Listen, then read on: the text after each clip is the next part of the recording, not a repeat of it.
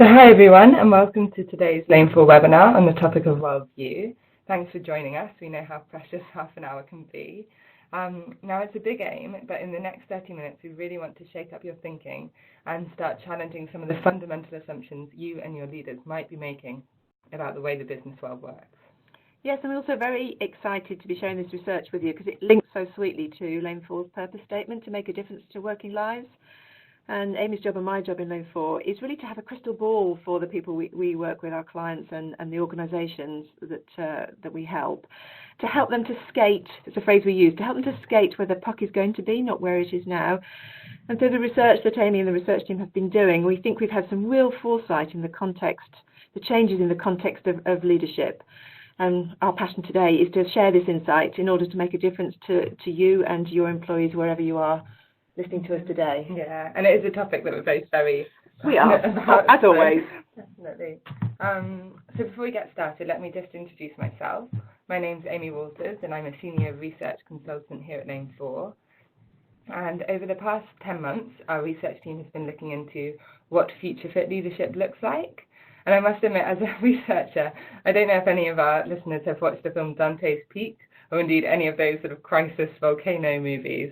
But there's always a stage right at the start where the volcanologist kind of notices some trends and realizes something big's going to happen, and it's a massive call to action, and why isn't anyone moving on this, and why isn't a bigger change happening and action occurring? And it very much felt like me as we started to do this research. We were like, oh gosh, this is actually quite a big one here, and people need to wake up and really make a big change. And I know I'm not alone in that feeling. I'm joined by Alison Maitland, who's our Research and Product Director, who's also been working very closely with us on this research project. Yes, and I really relate to that analogy, Amy. I think sometimes when we've been looking at this research, it's been like looking over the crater to see the smoke billowing. I don't know if anyone's been to Vesuvius, but it's a bit like Vesuvius is about to erupt any moment now, and the magma's going to come pouring down the hill. Now, I'm just going to take a few moments to set the scene for this webinar. Firstly, because it's not very useful to have findings without knowing where that insight has come from, why you should trust it, why you should put any weight in it, and what data it's based on, basically. So in terms of process, we refined our exam question down to what mindsets and skills the leaders need now to ensure success of their organisation in the future. We're not a team of sort of mystic megs predicting something random. It's like, what can we notice that's going on now and gaining in momentum that we can help leaders prepare for that future?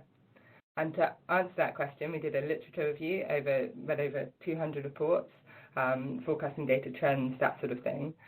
We also did a survey of 159 C-suite leaders, basically just to gauge kind of how future fit are leaders feeling at the moment, given some of the trends that we've noticed.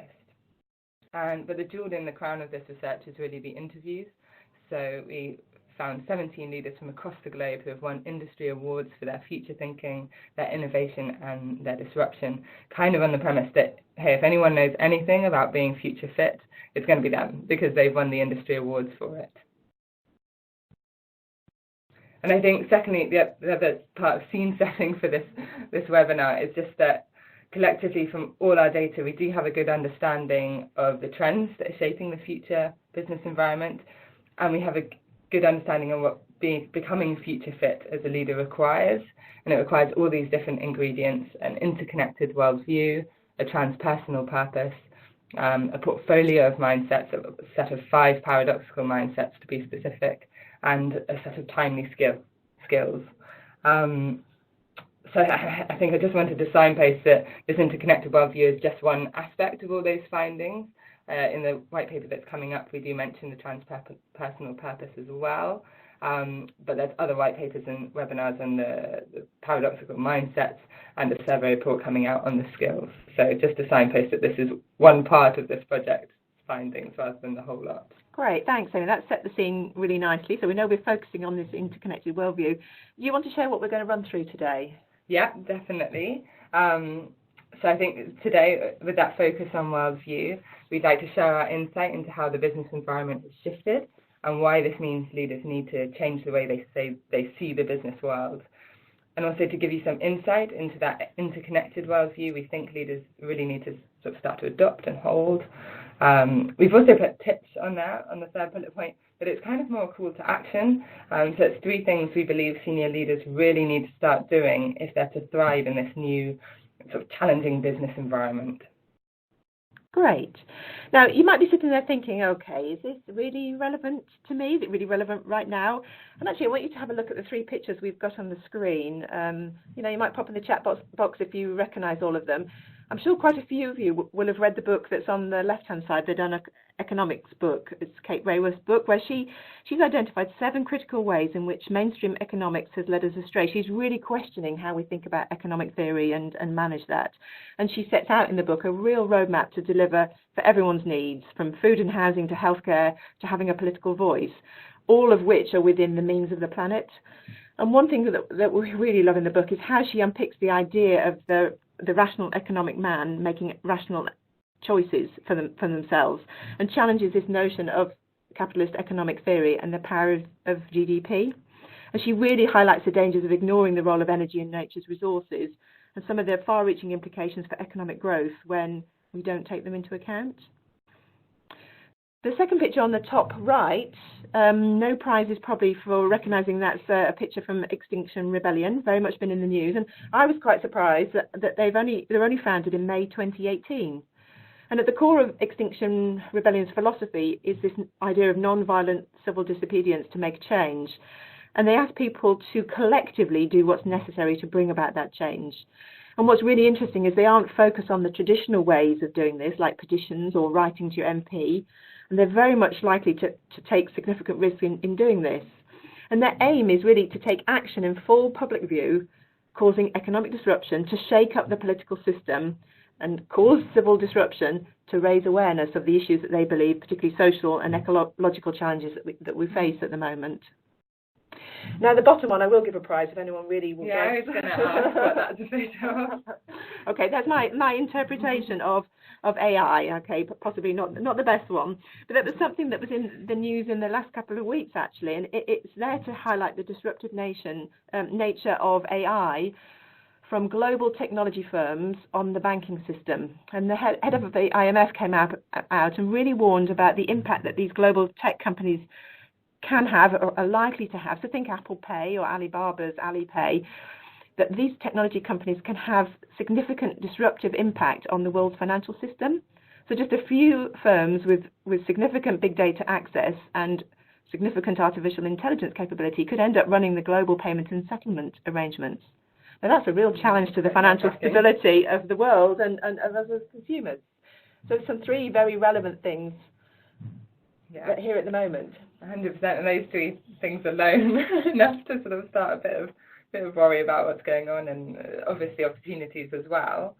And Alison, you mentioned that at least sort of 3 trends that we've picked up on. So the danger of ignoring the environmental pressures humanity is facing, the increasing scarcity basically of natural resources. You also highlighted the sort of level of volatility and uncertainty, people really driven to shake up the political system and say, hey, look, you've got to make a change here. And also, you mentioned the impact of things like advancing AI and technology and where the power is starting to lie. I know LinkedIn has a huge amount of data in terms of identifying what skills they've got, a skills genome, and what skills are rising in importance, all from that access that all their members have inputted through their data. So that in itself seems quite a lot in terms of the context we're requiring leaders to operate in, but there's more. So when we reviewed every report we could find on trends, forecasting data, issues basically set to increasingly impact the business environment, we actually identified 14 megatrends that are reshaping the business world. We think that's pretty comprehensive. If anyone's noticed others, please let us know, but that was a pretty comprehensive set that we could find. And I think the main thing is that these are not predictions. These are not things that may happen in the future that we might need to equip leaders for. These factors exist now, and they're gaining momentum. So the question is therefore not so much what will happen, but are we, as leaders, equipped for this environment? And Alison, I think what struck me about all these trends, all these 14 trends, was just how complex it all is. Do you think it's that complexity that's the main challenge for leaders here? Okay, that's a really good question. And I think the general rhetoric that's around at the moment is that today's world is more complex, more volatile, and more uncertain than it has ever been. Now, we could spend all of our webinar debating that, and it probably wouldn't take us too far in answering the question that you posed to us, which is how do we make leaders fit right now to lead their business into the future? Because what's more important is the lens that they have on the world, and it's the lens that enables us to make sense of business and how we need to lead it. And in fact, if you think about the era we've been living through, precipitated by the Industrial Revolution, you know, at the time living in that era, it was complex, uncertain, and volatile. Businesses moved from predominantly working on the land to suddenly working in factories. Imagine being a leader in those times and trying to make sense of things. Suddenly we valued measurement and regulations and procedures, and we had to balance costs and benefits. We ended up with a form of doing business that we now call bureaucracy, where leaders really focused on outputs and inputs and profits and competition against everyone. And it's a very rational way of doing business and with no space for emotion. And we had in that period a leadership worldview of individualism and separation and competition. And as famous sociologist Max Weber said, trying to become like a bigger cog in the machine. So actually what I'm hearing from that, Alison, is that the complexity and uncertainty around things is probably how leaders have always felt in different eras. Yes. And it's led to a certain, different factors in history have led to a certain type of leadership that's worked for that age. But what do you think is the most important message from all the trends that you see there on the screen before? Yeah. I think actually what's most important is to understand how these megatrends merge and come together to impact how we need to be future fit. So if you think now organisations are no longer separate competing entities, they are joined to others because we do have to share scarce resources of technology, of people, of natural resources. We're all pulled by social media with this unlimited access to information, and we're all scrambling to partner with others to share in those advances of tech and AI. We're on a global stage, we can't get away from that. And we also have a workforce who wants more than just profit at all costs. So what I would say is I think we have a new game with new rules. Definitely. And you also mentioned, I can't remember how you phrased it, it's sort of important about the lens that we have on the world. And we've mentioned that a few times now, seeing the world through a different lens. And the title of this webinar is Worldview. So it's probably a good point to explain what we mean by worldview. Our Lane 4 definition is that it's the consistent and integrated way in which people interpret and understand how the world works. And as adults, this understanding and perception of the world and its rules is very deeply ingrained in us. So from the moment we're born, instinctively our brain is trying to figure out how the world around us works, what are the rules. And by exploring and interacting and learning, our brain's constantly just trying to build up this comprehensive picture of what's going on. And our brains basically keep putting together and adjusting this working model of reality based on our experiences, our interactions with our parents, our friends, our managers, our mentors. And we're also heavily influenced by the learnings from the society that we live in, which may be different from the society we grew up in, and then you might blend the two. But we basically, as we go through, we pick up on the taken for granted assumptions that everyone in our society is making, and we embed all that into our worldview as well. So it's a very complex, personal, and sort of messy in a sense, but very comprehensive in another view of the world. But I think the problem comes is when the taken for granted assumptions that society has actually were very fit for, say, an industrial revolution age or a previous age, but actually they've become outdated for the era that we're in now. So then essentially what you're equipping the next generation with is rules of playing the game, rules of business, ways of thinking that are quite simply past their sell-by and out of date. And you get leaders who just aren't matched to their environment. Okay, and I think I've got a very simple way of using a metaphor to explain what this notion of worldview is. As Amy said, it's like the lens you use to look through to make sense of the world. And think of it, we've got a picture of lots of puzzle pieces, you might wonder why those are there. Think of it a bit like the picture on the box of a jigsaw puzzle. And you know, imagine if you were given a 2,000-piece puzzle, but you didn't have a picture, and you'd open the box and look at all those pieces there, and you wouldn't know what picture to make. And so you might build the sides of the puzzle, or you might find some colours that match, but you'd probably get stuck. It'd be very difficult to navigate around the world without that picture. And effectively, that's what the worldview is. It's our picture of the jigsaw puzzle and how we make sense of the world.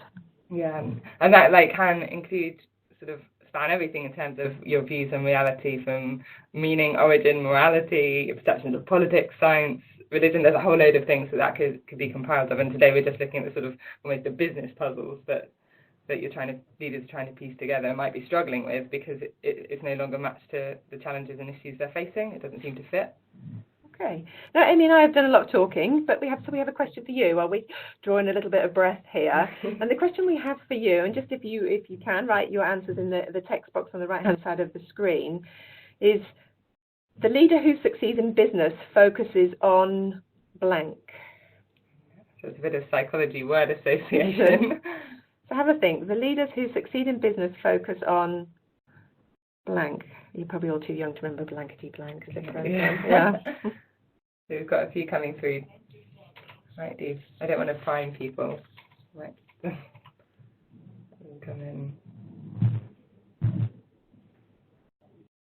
Some very interesting answers.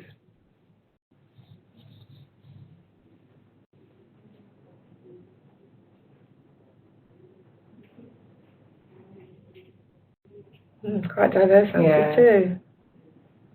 Yeah, so normally we can chat through some of the answers that are coming through, but I don't want to bias it. Give you just a few more moments to add in any thoughts. Leaders who succeed in business focus on what?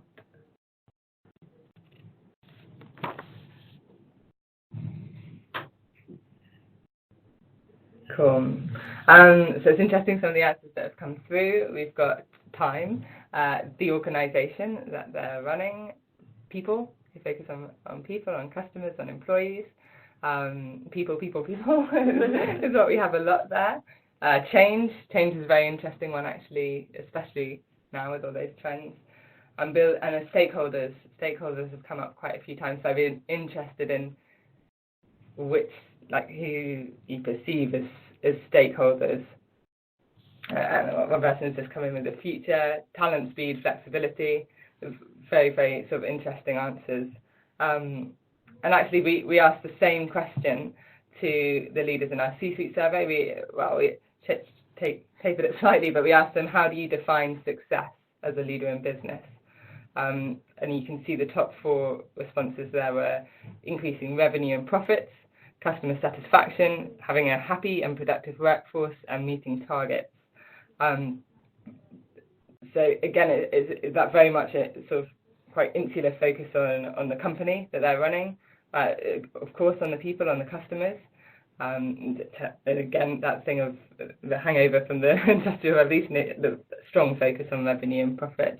There was also quite a strong drive, as you can see in that bottom left-hand box, about achieving performance. The leaders were strongly driven to compete and beat others and be the best. The number of times I read beat others as a response was huge. Now, these things are these categories are only part of what we think makes us an interconnected worldview. There are other aspects covered in the white paper, but there was one key difference in how leaders currently tend to think and how the future fit leaders we interviewed think. Of course, these future fit leaders wanted a happy and productive workforce. They want to increase revenue. They want customer satisfaction. They want all those things, and they fundamentally define success based on how the company impacts and shapes society, which it was just a differentiator. They had a much more interconnected worldview in the sense that they deeply appreciated the impact them and their business has on a wider system, and the impact that system has on them and their business in return. And as a leader, there was much less focus on competing and outperforming, and much more focus on staying connected and contributing responsibly to multiple systems, which as a leader they were connected into. And this call for a shift in this type of thinking from leaders isn't new. Academics have been calling for it for years, particularly in the education research.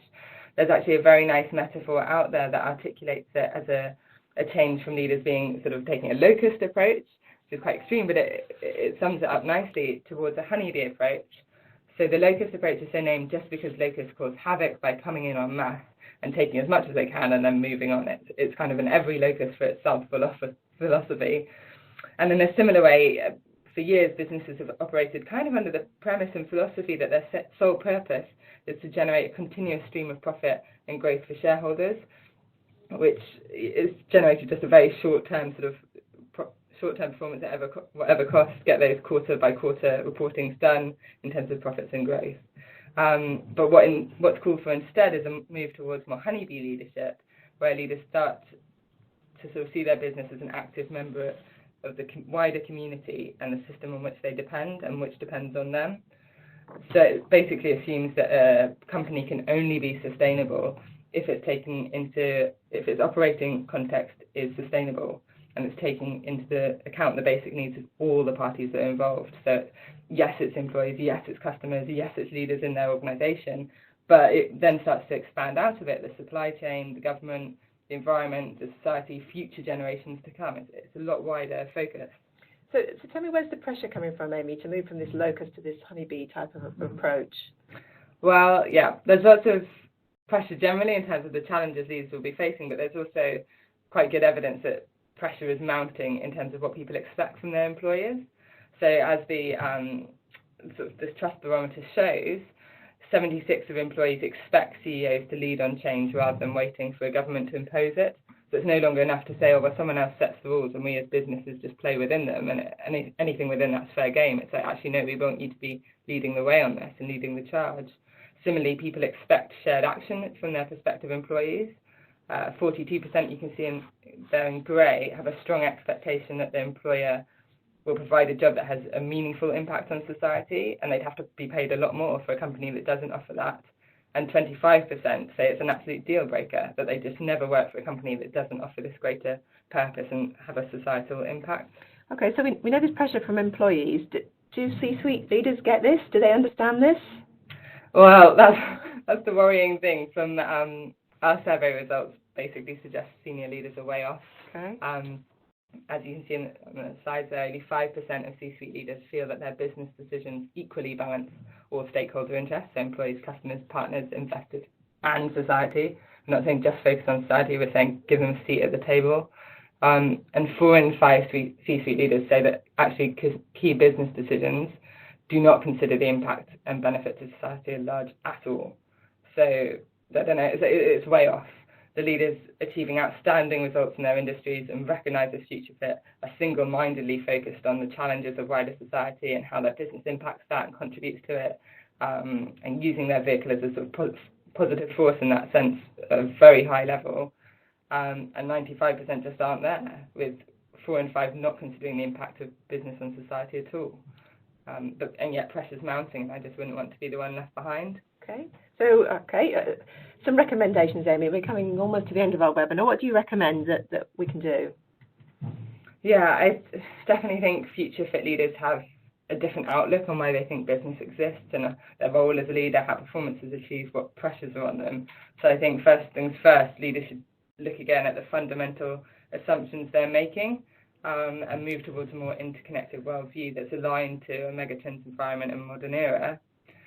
Secondly, as our research suggests, it's definitely time to start balancing out the needs of multiple stakeholders. So making key decisions, yes, think about employees, yes, think about customers. What about your supply chain? What about the sort of government regulations? What about the environment, society, future generations to come? You need to expand out your perception of the stakeholders when you're making decisions. And finally, our survey data suggests it's not necessarily motivation holding C-suite leaders back. 50% of the C-suite leaders reported that they often or almost always fear that if they take a long game view, their performance will be judged on short-term objectives and they'll be gone before any long-term strategy is paid off. Yep. But leaders need to start influencing what they're judged on. And Jacinda Ardern's a great example of this. In her wellbeing budget for New Zealand, she stated that growth alone does not lead to a great country. There's more things to focus on, more measures of success to consider. Economic growth is, of course, important, but it's not enough. Think about what other measures there could be. Okay, great. So there's the 3 good takeaways for people to start to think about in terms of challenging their worldview and where they're at. We've been talking to clients about this for a couple of months now, and the most common question that we get asked is, great, I get this, but how do I get my CEO, my board, my senior leaders, other colleagues I have to actually get this too. And I'm sure all of us have been caught up with a lot of the press coverage at the moment about the first landing on the moon. And that was 50 years ago. But think back 60 years ago when actually we couldn't imagine how we could land people on the moon. It was a momentous effort. And it seems that at the height of the Apollo program, there were something like 400,000 people involved in that program. And you can see from the quote from John F. Kennedy, you know, he recognized also the momentous effort that would take to get people, and it was a challenge. That was back in 62 before 69 came along, so 7 years before we actually did this. He understood the will and the effort that would take, but he also said it was something he was unwilling to postpone, and that's the challenge I'm giving you.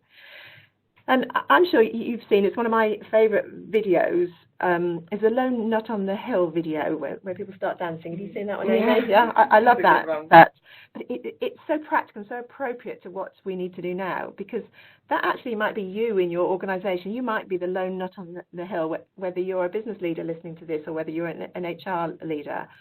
Because without you, it doesn't happen. There has to start with the lone nut who goes, hey, I'm going to make a change here. And of course, we know that to create momentum, you also need to generate a crowd, and that starts with then having a first follower. So my challenge to you is, who in your organisation will join you in helping to shift the worldview of your business and your leaders? And I'm reminded of Greta Thunberg, who's been in the news quite a lot. She was a lone voice for a really long time in her native Sweden. Even her schoolmates didn't back her in some of the activities that she was undertaking on climate change. But finally, she was joined by a climate activist from other countries, so someone like Louise Neubauer in Germany. And on the 15th of March, quite unexpectedly, there were an estimated 1.4 million students in 112 countries around the world who joined her in striking and protesting on climate change and the impact of that. And then another event has happened subsequent to that. So my challenge to you is, step out, find your first follower and start to build the movement of what we need to do to change. Now, we've also thought some about that, and happy to carry on another conversation outside of the webinar, because we also recognise to do that you need to get some emotional engagement in all of this. So we've built an activating event that can help people really understand that need for change and help you get that momentum, and then build that obviously then into a program you can help develop leaders through and challenge the board and your senior leaders into really doing, as we've laid down the gauntlet today, to having that worldview that's fit for purpose for future fit leaders. Yeah, fantastic. Cool, thank you. And we do have a slide for any questions, but I'm conscious we've only got 2 minutes left.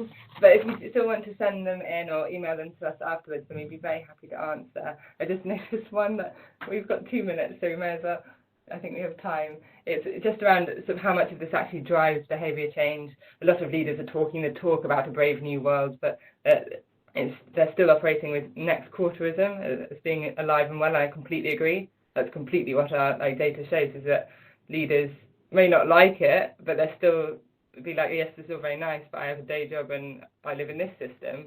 And it's about getting them to challenge that system that they're in. And there's different hooks that you can use to sort of influence your senior leaders, because it really does have to challenge that. What are we judging companies on? And the thing is, the talent is already there. They are already judging companies on this. The next generation of leaders may not even have to do as much influencing, but unless leaders start to make a shift, they will start losing the best talent, and the company just will not survive in the next era of business. So yeah, I think, but do keep sending us your questions, and we'll get back out to you after this webinar with any responses or answers. Okay, yeah. Thanks very much for joining us, and have a good afternoon. Perfect. Thank you.